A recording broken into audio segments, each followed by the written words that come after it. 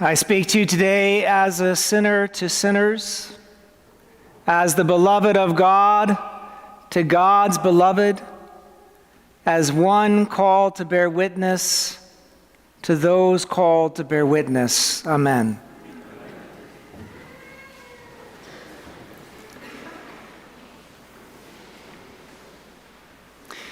In 2006, when I was a professor at the University of the South in Sewanee, Tennessee, I took a group of students, a diverse group of students, on a trip to South Africa, where for 3 weeks we studied the interaction between race and reconciliation in that country.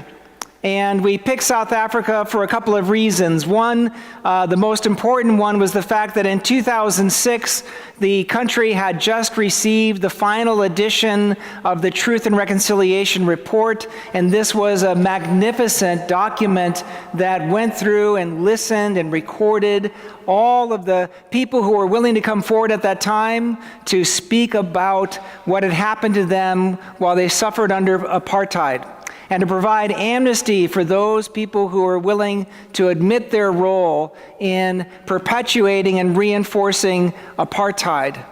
And this incredible document helped that country create a common history so they could move forward together, and religious people had led the way at every step.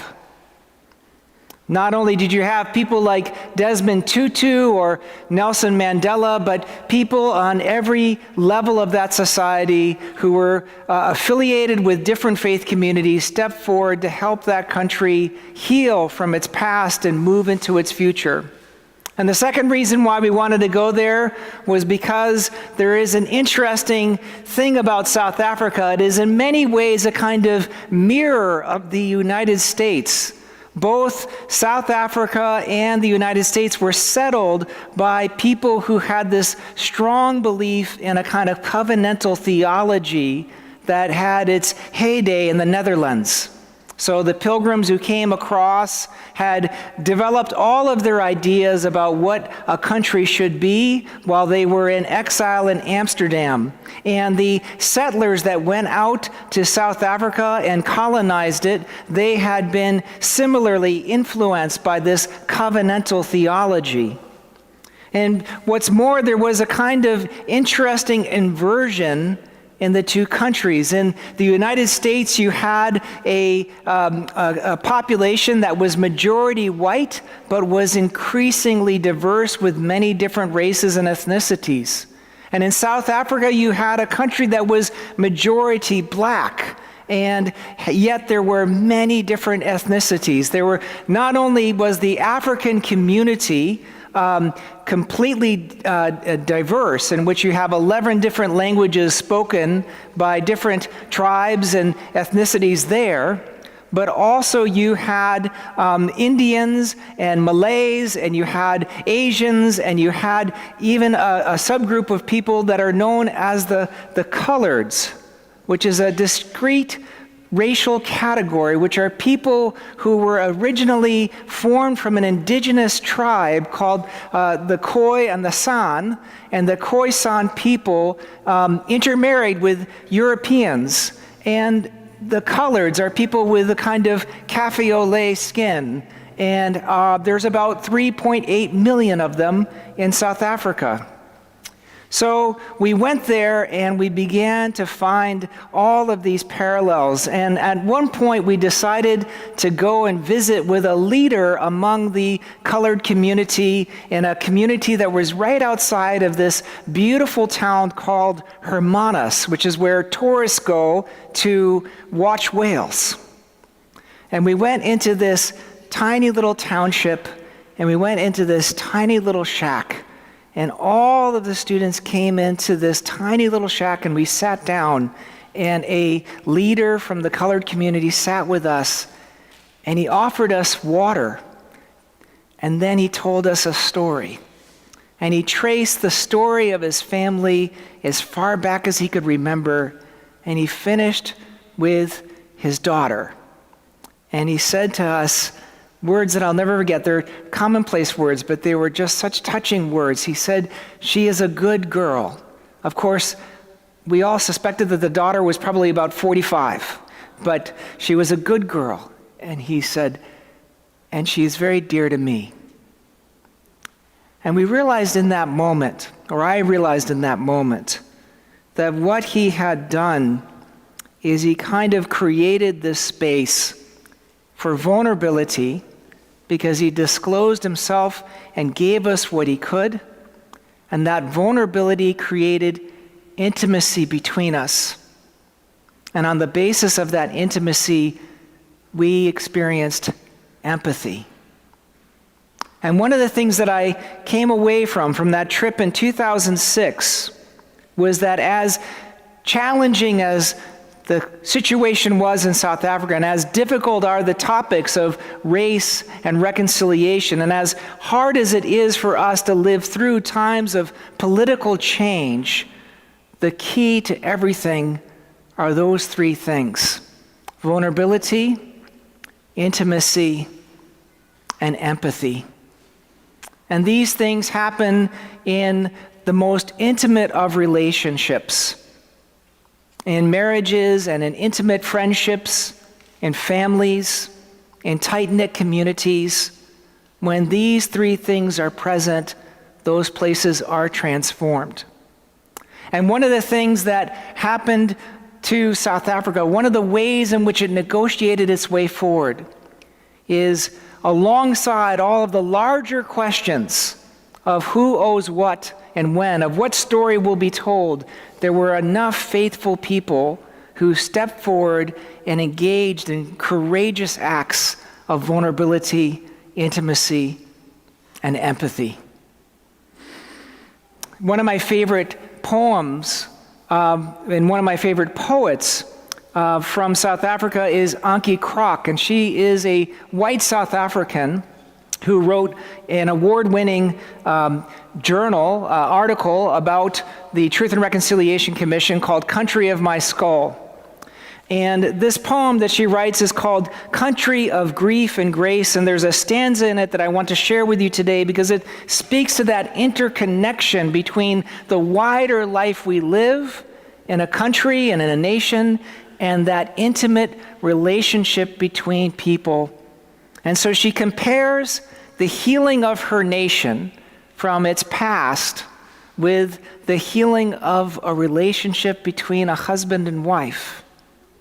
This is what she writes. What does one do with the old? How do you become yourself among others? How do you become whole? How do you get released into understanding? How do you make good? How do you cut clean? How close can the tongue tilt to tenderness or the cheek to forgiveness? A moment, a line which says from this point onwards, it is going to sound differently because all our words lie next to one another on the table now, shivering in the color of human. We know each other well, each other's scalp and smell each other's blood. We know the deepest sound of each other's kidneys in the night. We are slowly each other, anew, new. And here it starts. I began to see that there was some kind of purchase that leader had when we visited him in his shack. That as a colored person, he understood a way forward that was often missed in many of the arguments people had about race or religion or place or status or economics. Because the colored community was one of those communities that could claim a kind of twofold oppression. When during apartheid, they were placed below the white community, and after apartheid, they were placed below the African community. And so this man, this courageous man, understood what was required of him, and he stepped into it. And it was a miracle. And Ankie Krok, in her account, this beautiful poem, sees this incredible integration between what we do in our most intimate relationships and how that plays out in the world around us. Now, I share all of this with you because I want to point out two incredibly important facts about today's gospel from the Gospel of Luke. It's one of the most important gospel passages we can read. It has an incredible lesson for us to learn. And it's all one that pivots around that interconnection between what happens at the most intimate levels with what happens on the wider levels. And by going into this passage, I want you to know that I have some disappointing news to you. And that is that we all would like the gospel to make a political point that we favor. And it is clear that there is no point at which Jesus has preached the gospel that fits perfectly with anyone's politics. And this will be disappointing to those of you who are conservative. And this will be disappointing to those of you who are liberal. Jesus shows in the Gospels absolutely no interest in political structures. At no point in the Gospels does Jesus say, hey, there is this thing called liberal democracy. It's going to blow your socks off. You're going to love it. It's amazing. At no point does Jesus say that, but Jesus is interested in justice. And justice is not defined so much as independence, but justice is defined as interdependence. And so justice calls all levels of society together. So the first point you have to see in this gospel is the moment at which the demon announces themselves as legion. Jesus cast out many demons. He healed many people, but at that moment, the demon says legion, and that is a political term. It was a term that in the context of first century Palestine, you could not in any way not hear that as anything other than a political statement, because legions were how the Roman soldiers and the Roman army organized itself. And Jesus, in hearing the name Legion, has compassion on even the demons. So they present themselves as a collective, as a murderous, violent collective, and Jesus represents this other way of being with one another, another kind of politics based on discipleship and love. And Jesus has compassion and shows a kind of willingness to live even with those demons. And that is meant to cue us into the fact that Jesus is about to make an incredibly powerful point through the healing of the man who is beset by demons. And that brings me to the second point of this gospel, which is that Jesus heals this man and brings him instead, not along with him, but sends him back to his home. And so there is a kind of tracing of a person who is outside of community, and he is sent back into his home because it is there in that small relationship of intimacy that that man will experience the fullness of what it means to follow God and to know the power of God that comes from Jesus. It's there that he will experience and go with the grain of the vulnerability and intimacy and empathy that lies at the center of what it means to walk with the love of God. So there is a connection between all of this. Jesus pushes away from legion, though with compassion. And Jesus emphasizes another term, oikos, or home. And it's on that basis that everything turns in today's gospel. Now, we are all Episcopalians, And we're not used to pointing out each other as demon-possessed. It's a little bit unpopular to talk about that.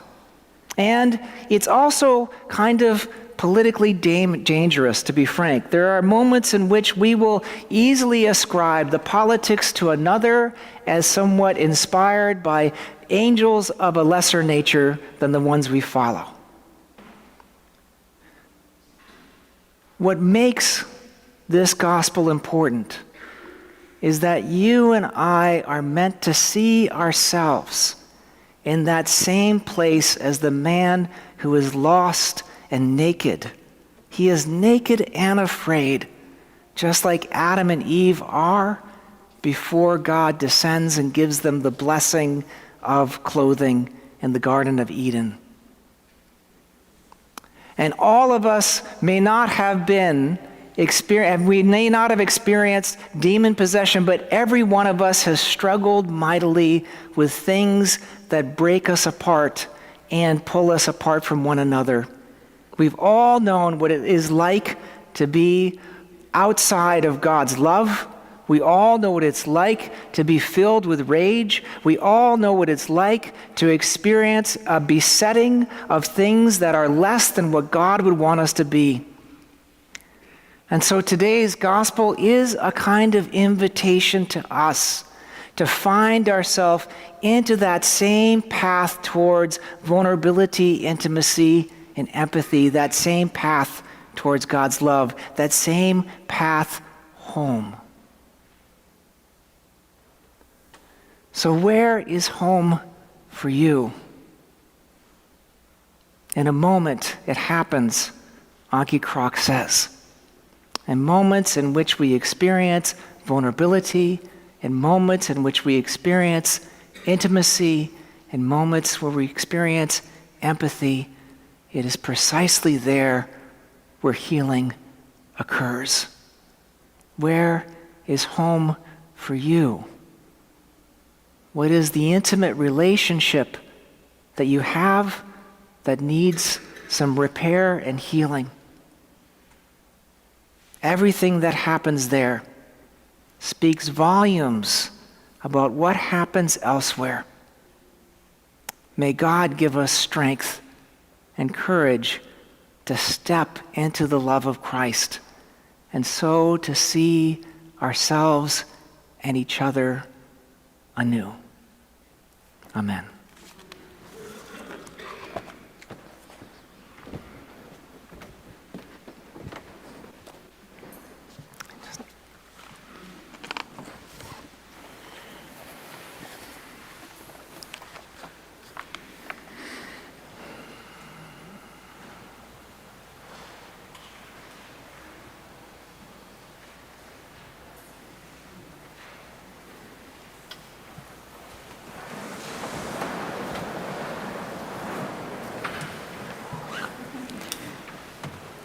We believe in one God,